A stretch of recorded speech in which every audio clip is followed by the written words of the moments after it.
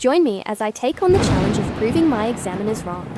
Can I turn their MPhil recommendation into a PhD acceptance? I still remember the day I received my PhD progression report from my university. My heart sank as I read through the recommendations of my examiners. They suggested I pursue an MPhil instead of a PhD. I had worked tirelessly for 2 years during the COVID-19 pandemic, pouring my heart and soul into my research. The thought of not being able to call myself a progression to a PhD was devastating. The days that followed were tough. I questioned my abilities and wondered if I had been foolish to think I could make it in academia. I recall walking around my neighborhood with my young children, feeling lost and unsure of what to do next. The most unfortunate thing was that my husband kept on blaming me and bullying me that I was a loser.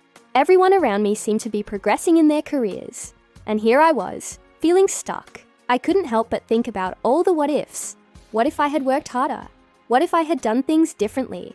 As I reflected on my journey, I realized I wasn't alone in feeling this way. Many of my peers had faced similar challenges, and according to my examiner, they were given extensions due to the COVID-19 outbreak. But I was not given any extension. My principal supervisor left the university due to retirement. My associate supervisor took over the role of principal supervisor at the end of the second year. Then he asked me to add more to your research topic, because you had not performed any research component.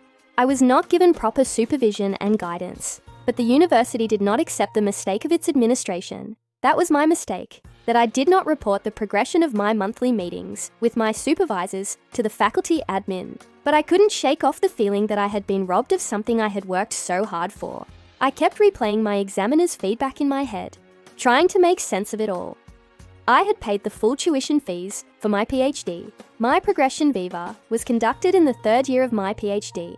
That was not my fault. It should have been conducted in the 1st year, but due to COVID-19, it had not happened. But again, that was not my fault. It wasn't easy to accept that my research, which had seemed so strong to me, had gaps that I needed to address. I had always prided myself on being diligent and thorough, but apparently it wasn't enough.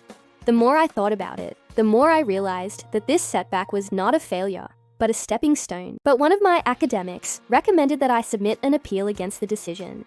I raised the first appeal, but it was rejected. I raised a second appeal, but the university stated that it was not justified. As I navigated through this difficult period, I started to see the value in the MPhil. It wasn't a consolation prize. It was an opportunity to refine my research and gain more experience. I began to explore what an MPhil could offer and how it could still help me achieve my career goals. I spoke to academics who had taken the MPhil route and was surprised by how many of them had gone on to have successful careers. My MPhil supervisors understood my case very well, and they too accepted that it was not my fault. The pivotal moment came when I realized that it was Allah's plan not to grant me a PhD, because Allah knew better the intention of those people who invested their money in my PhD. They were my hidden enemies. They wanted to take the full advantage of my PhD and wanted to show off to the world that they had invested in me, which made me capable of doing a PhD. An MPhil could be a stepping stone to a PhD. It wasn't a dead end, but a different path. I started to see that it was Allah's recommendation. It wasn't a rejection, but a redirection. This experience taught me that setbacks are a part of growth. It's how we respond to them that matters. I learned to be more resilient and to see challenges as opportunities for growth. My perspective on academic achievements changed. It's not just about the title, but about the journey and what you learn along the way. If you've faced a similar setback, share your story with me in the comments below. I'd love to hear about your experiences and how you overcame them. Don't forget to check out my other videos for more insights into my academic journey and tips on how to navigate the challenges of higher education.